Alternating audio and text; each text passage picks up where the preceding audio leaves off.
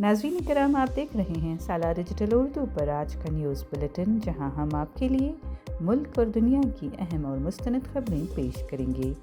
सियासत, समाज, मईशत, मजहब और अवामी ज़िंदगी से जुड़ी ताज़ा पेशरफ्त के साथ अहम फैसले, नुमायां वाक़यात और वो सब कुछ जो आपको बाखबर रखता है। चलिए खबरों का आगाज़ करते हैं। अमेरिका के सदर डोनाल्ड ट्रंप ने कैनेडियन वज़ीर आज़म मार्क कार्नी को अपने नए कायम करदा बोर्ड ऑफ पीस में शमूलियत की दावत वापस ले ली है, जिससे दोनों ममालिक के दरमियान सफारती कशीदगी में इजाफा मुमकिन है। ट्रंप ने यह ऐलान अपने social media platform truth social पर एक ख़त से किया, जिसमें कहा गया कि कनाडा की शमूलियत के लिए भेजी गई दावत अब वापस ली जा रही है। कार्नी ने डावोस में आलमी इक़्तिसादी फोरम में एक तकरीर में आलमी निज़ाम और ताकत पर ममालिक के किरदार पर तनकीद की थी, जिसे ट्रंप ने पसंद नहीं किया। बोर्ड ऑफ पीस एक आलमी तनाज़ात हल करने वाला इदारा है, जिसका मकसद इब्तदाई तौर पर गज़ा की सूरत हाल से निपटना था, लेकिन कार्नी ने वहाँ ताकतवर ममालिक के रवैयों पर सख्त अल्फाज इस्तेमाल किए थे। भारतीय वज़ीर आज़म नरेंद्र मोदी ने केरला में सबरीमला मंदिर से सोना चोरी होने के मामले पर सख्त मौक़िफ़ इख्तियार किया है। उन्होंने कहा कि इस मामले में जो भी कसूरवार पाया गया उसे जेल भेजा जाएगा। वज़ीर आज़म ने ये बात केरला में एक अवामी इज्तिमा से खिताब के दौरान कही। मोदी ने कहा कि रियासत में मौजूदा हुकूमत के दौर में सबरीमला मंदिर के सोने से मुताल्लिक़ संगीन बेज़ाब्तगियाँ हुई हैं, जिससे अक़ीदतमंदों के जज्बात को शदीद ठेस पहुँची है। उन्होंने कहा कि सबरीमला मंदिर सिर्फ केरला ही नहीं बल्कि पूरे मुल्क के करोड़ों अक़ीदतमंदों के लिए मरकज़ है।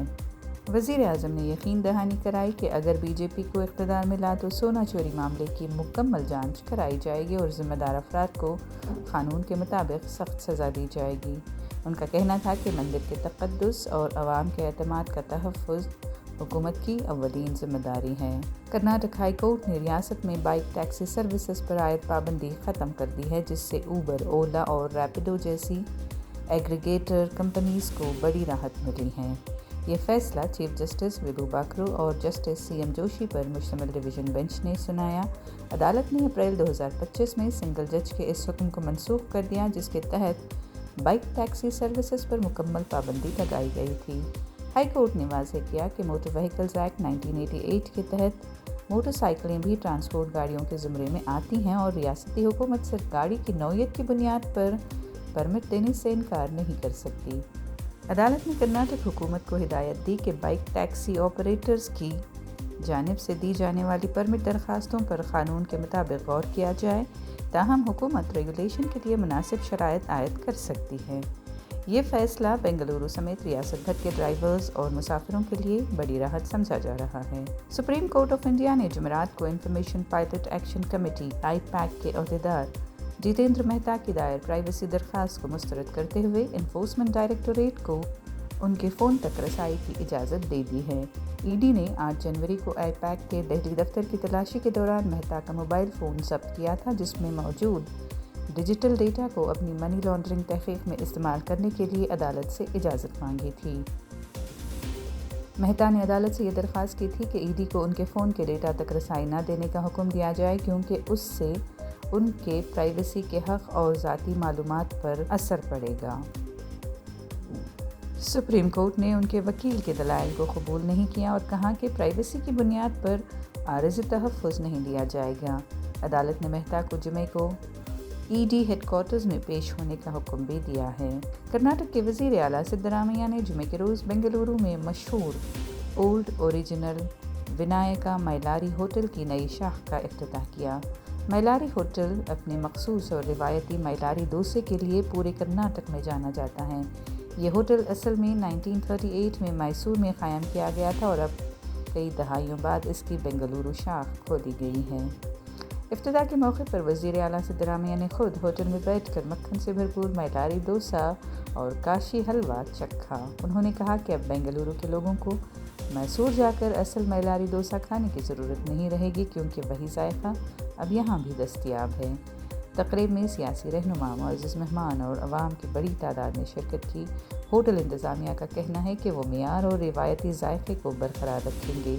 भारत की सरकारी Oscar entry film home bound, जो मारूफ हिदायतकार नीरज गैवान की तख्लीक है, 98 اکیڈمی ایوارڈز 2026 میں حتمی نامزدگی میں شامل نہیں ہو سکی۔ یہ فلم بین الاقوامی category best international feature film میں ابتدائی طور پر 15 فلموں کی شارٹ لسٹ میں آئی تھی۔ فلم کی پروڈکشن کرن جوہر کی دھرما پروڈکشنز نے کی۔ بین الاقوامی فلم فیسٹیولز میں یہ فلم کافی پذیرائی حاصل کر چکی تھی اور عالمی سطح پر توجہ حاصل کر چکی تھی۔ اگرچہ فلم کو حتمی نامزدگی نہ مل سکی، لیکن شارٹ لسٹ میں پہنچنا بھارتی سنیما کے لیے یقیناً ایک اہم اعزاز ہے۔ T20 ورلڈ کپ 2026 کے سلسلے میں بنگلہ دیش کرکٹ بورڈ BCB نے دوبارہ انٹرنیشنل کرکٹ کونسل ICC کو خط لکھا ہے۔ BCB نے کہا ہے کہ وہ اپنی سیکیورٹی کے بارے میں آزاد ڈسپیوٹ ریزولیوشن کمیٹی کو معاملے کا جائزہ لینے کی درخواست کر رہے ہیں تاکہ فیصلہ شفاف اور غیر جانبدار ہو۔ یہ خط ایسے وقت میں آیا ہے جب BCB نے پہلے بھارت میں کھیلنے سے انکار کیا تھا اور ICC کا کہنا تھا کہ کھلاڑیوں کے لیے کوئی خطرہ نہیں ہے۔ اب BCB چاہتا ہے کہ اس معاملے کو قانونی اور منصفانہ طریقے سے سنا جائے۔ ڈسپیوٹ ریزولیوشن کمیٹی ICC کا ایک آزاد پینل ہے جو تنازعات کو حل کرنے کے لیے بنایا گیا ہے۔ اب سب کی نظریں اس پر ہیں کہ ICC اس درخواست کا جواب کس طرح دیتا ہے اور کیا بنگلہ دیش کی ٹیم بھارت میں کھیل پائے گی یا نہیں۔ آج کی نیوز بلیٹن سے اتنا ہی۔ اگلی ملاقات تک اجازت دیجیے، تب تک باخبر رہیں اور اپنا خیال رکھیں۔ کامنٹ سیکشن میں ہمیں ضرور بتائیں کہ آپ کون سی نیوز سننا چاہتے ہیں۔ سالار ڈیجیٹل اردو کو سبسکرائب، لائک اور شیئر ضرور کریں۔